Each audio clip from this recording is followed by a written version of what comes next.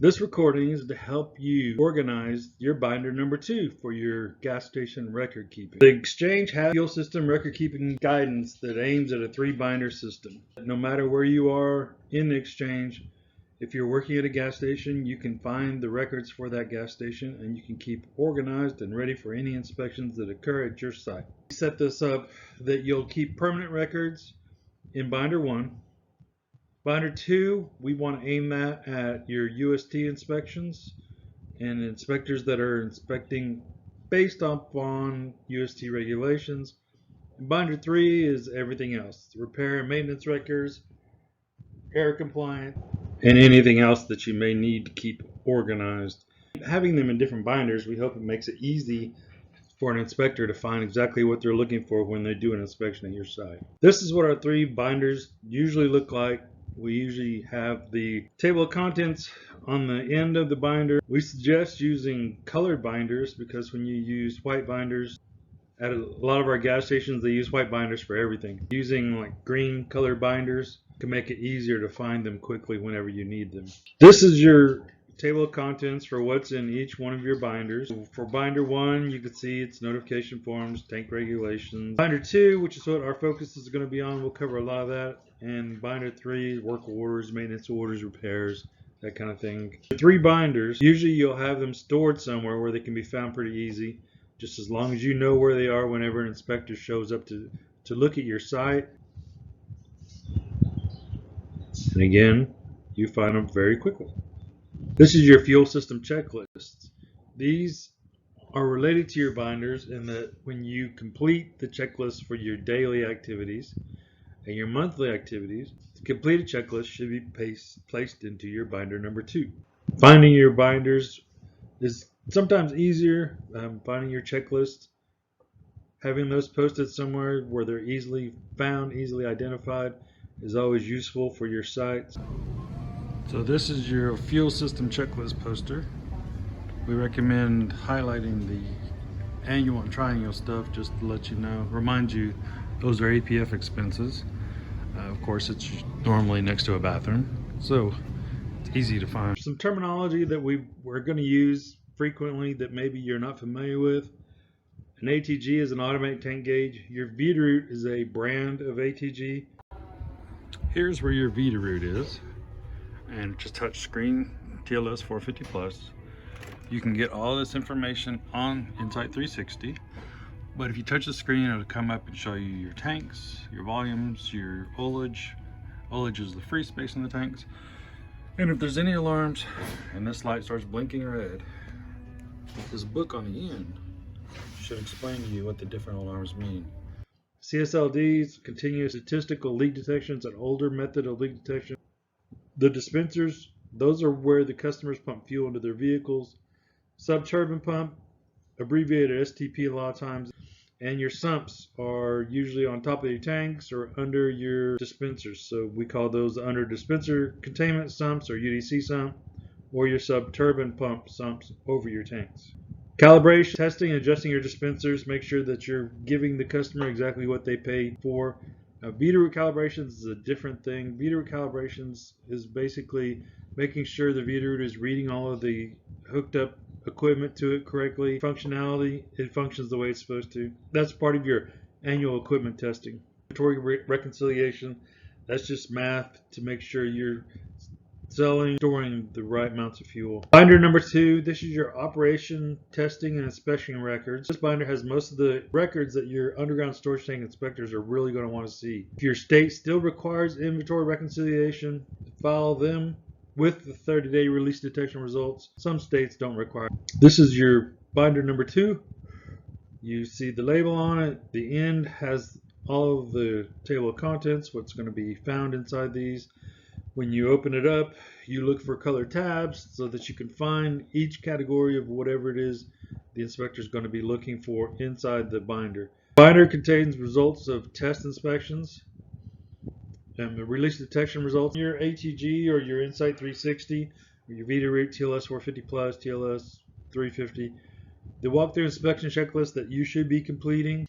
Your contractor performed line tightness tests if they're required. Any annual tests, the system inspection tests, maintenance, The APF should pay for those, but we should make sure that they're in the binder. Vapor recovery, any kind of sump testing or spill bucket testing, your state, federal inspection reports, and we'll go over all these in depth.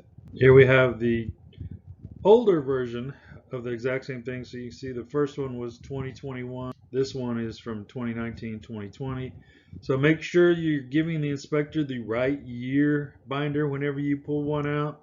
If you hand them a binder from 3 or 4 years ago, they're not going to be very impressed with that. These are the records and how long you need to keep them for each category. Release detection records, those you got to keep for at least 2 years. Walk through inspection checklist, you got to keep for at least 1 year. We try to keep these for as long as possible until our binder gets too big. If you can keep them electronically, it makes it a lot easier to keep your binder volume down, and it makes it easier to find them whenever you need to. And you can also send them to your regulators if they come out and they're looking for them and you don't have them on site. So here we have binder 2 for Patrick Express. You can see it's very nicely covered over the front, and it's quite thick. So you open it up and we have the binder settings, and then we get down to looking in the binder, and we start off with what to do. Very nice. If you're allowed to by your regulatory agency or your installation, you can keep these records electronically. So you could have several years worth of records in a folder on your computer or in a portal area that you could get to them whenever you need to. We have portal sites in the environmental page. If you want to use those, let me know and I can give you the link to your site, or you can just look them up. They're pretty easy to find it under the environmental portal. The binder tabs, you can see that this particular binder, all the tabs are pretty universal. I always suggest using color tabs just because it's easier to maneuver through quickly if you can use the color coding to your advantage. You can see they've colored the tabs and labeled them quite well. So you have your monthly detection, and then you have your 30-day checklist. And by having them different colors, they're easy to find. One issue I'm finding with this binder, this little doohickey right here is driving me crazy because it keeps catching all the pages and won't let me turn the page very easily. I don't know how to fix that, but if I were the manager, I'd freaking find a way to fix it and grr me. Day release detection results, you want to keep your tank release detection, your line release detection. Easiest way to do that is to get a printout from your Insight 360. When you get these compliance reports from Insight 360, you can then easily go through them, and you can see I've broken them down into the categories that you would be using. These are your interstitial monitoring for your tanks. The only thing you really need to do is make sure it says normal over here on the right hand side. If each of those for each tank is normal, you're done. You just put that in for the month and you've completed your compliance. Some sites we have tank release detection that is doing what is called tank tightness testing. So all you need is a pass for that test each month. So that will be another way of meeting compliance. And then line release detection. You have the same interstitial monitoring in your line release detection. And for that you would need the same results, and that would be just a normal result for each line or each STP. As long as those are normal, you are in compliance with line release detection requirements. We also have a lot of our sites that are doing line pressurized tests. So for a line pressurized test, what you're looking at is if you have one 0.1 gallon per hour test, annual test, that's passed within the last 365 days, that line is good for a year from that day. If you have 1.2 gallon per hour monthly test and it has passed each month for the last 12 months, that is good. You can have either or, so you don't have to have both of these working. If just the 0.1 gallon per hour test has passed for the last year, you're still in compliance. If 12 of these 0.2 gallon per hour have passed for the last 12 months, you're still in compliance. So either of those works as a standalone line release detection result. Looking through the binder, you see over here the first tab, monthly release detection results. And here you have the release detection results for the last month. Now this right here kind of gives you an overview of the whole site. This page is the one the inspector is going to be really excited about. This is going to tell them everything is passed, everything is normal. That's exactly what you want to see. These compliance reports are printed from Insight 360. So you print them out, you punch holes in them, you place them in your binder, and you're done for that month. So this has the compliance results, which we talked about a second ago. And it also has, for sites that need it, your site inventory control reports. Now these reports, the only thing you're really needing is that green spot right there for each tank in your system on each of these pages. So sites that have more than one tank, you're going to have more than one page of this, but that's all you need. The daily, weekly UST inspection checklists. These are required at all of our sites. We want them done at least once a week, especially if your site is staffed. So if your site is staffed every day, you should be doing these every day. If you have a site that maybe isn't staffed every day, we want them done at least when you get a delivery or when you have someone go out there at least once a week. Some of these checks can be accomplished really easily during deliveries. The delivery drivers act as a good safety barrier for you when you go out there. They open all the spill buckets, so you don't even have to do that. You just go out there and look over their shoulder and make sure everything's good. The 30-day inspection checklist, you have to do one of these every 30 days. They're called monthly, but the EPA's made it so that you have to do one every 30 days because they were having people monkey around with it. They were coming out February 28th and they were doing one, and then they were coming out March 1st and doing one. They were calling those monthly. So basically they were doing one every 60 days. EPA made it a strict rule that it's every 30 days you have to do one of these checklists. It looks like this location is paying someone to do monthly inspections of their sites. So they have somebody coming out and doing a checklist, looking at the tanks, spill buckets, and the dispensers. And that's fine. Anybody can do it. An associate can do it, or the installation can pay someone to do it for them. We usually have our associates do the monthly, weekly, daily checks. But to do an annual test, you have to have a contractor do it, and it's required by the EPA. So it's an environmental compliance requirement, so that makes it an APF expense, and the APF expense means the military should be paying to have these tests done. We want to make sure that the military is aware when these tests are due. That's about all we really need to do. Annual inspections, we have a checklist for those, but it just kind of lets you know what needs to be done. It's not meant for you to go out and do these annual checks. These should be done by a qualified contractor. Annual tests performed by technicians. That includes testing the VETA route, inspecting sumps, spill buckets, overfill devices, make sure the emergency shutoff switch works correctly, check shear valves.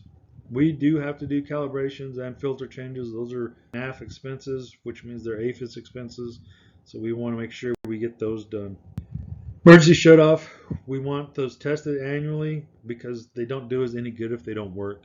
So we just want to be sure that those work. Triennial tests, those are required by some air regulations and some UST regulations. They should both be paid for by the military because they are for real property and they are to meet environmental compliance requirements. We're at the annual tank information, annual tank and line leak detection testing, which you'll find those, the third and fourth ones down. So actually you could put the third, fourth, and fifth, the annual, and the 3-year test results all pretty much in the same area. So what we have here is 2020, that is dated 2021, but it says it's the annual testing for 2020. I don't see any results for 2022. Now what we run into sometimes is since the installation pays for these tests, they may keep all those results. It would be nice if they gave us a copy, but as long as the results are available to an inspector when they arrive on site, you should be good. But you need to be communicating with your environmental people on the installation so that you know where those are if an inspector asks you. State inspection results. We want to keep a copy of the results from the last state inspection. We have a way to continue our knowledge base. You get your state inspection results, upload a copy to the environmental incident portal. And we're going to look at the inspection reports. These are the reports that are filled out whenever a state or federal inspector comes to your site and does an official inspection. So what we're looking at here is from the Florida Department. Their UST program has come out and done an official inspection. And having these reports available to you helps you know what to expect when the next inspector is coming. So we try to keep the binders with these inspections in place so that the new manager, if they've replaced managers from the last time, will be able to look at these as a reference source so that they know what to be prepared for the next inspection when the state inspector arrives. So make sure you have your Class A, B, C operator training certifications. We recommend having at least 2 associates per site so that if one leaves, we still have someone in place while there's a gap between, say, the managers are changing and the new manager may not have their AB operator training. It would be awful if we had a manager leave, inspector show up, and now the new manager is on site. We don't have our AB operator training in place. So we want to maintain that continuity between one manager to the next. It doesn't hurt to have more than 2 managers trained at your site. Especially at sites where these trainings are free. If you can use, like the Tennessee Tank Helper can be used in Tennessee, it can be used in Virginia. Kentucky has a free training. So there are lots of sites that have free trainings, and if you can get a wide variety of associates trained, then an inspector shows up at 4:30 and all the normal day managers are gone. Hopefully the shift manager then will be prepared if an inspector shows up and starts asking questions. The one thing I didn't mention is Class C operators. If you take the LEX training for fuels emergency response, that training is supposed to meet the Class C operator requirements in most states. So that would keep you from having to spend money in some states to get your associates trained as Class C operators. There's just a PDF at the end of it that you fill out. The Class AB operator signs off on it, and that C operator is now certified as a Class C operator. And here we have looking at Class AB operators and what they have in the book and what those mean. So we want to make sure that the proper data is on it and that the names are on it and that we're good to go. As a summary, make sure you keep repaired or upgrade UST system results for the life of the system. Operator certification, keep it as long as the employee is employed there. Any kind of performance claims, annual release detection. So just keep these things as long as you can. Thank you for watching this video. I hope it helped you understand how to organize your binder number 2 and maintain compliance with environmental regulations. If you need anything, contact any of the people listed on this page. We are your environmental team and we hope to help you stay in compliance. If you have any suggestions for future videos or trainings, please let us know. Thank you.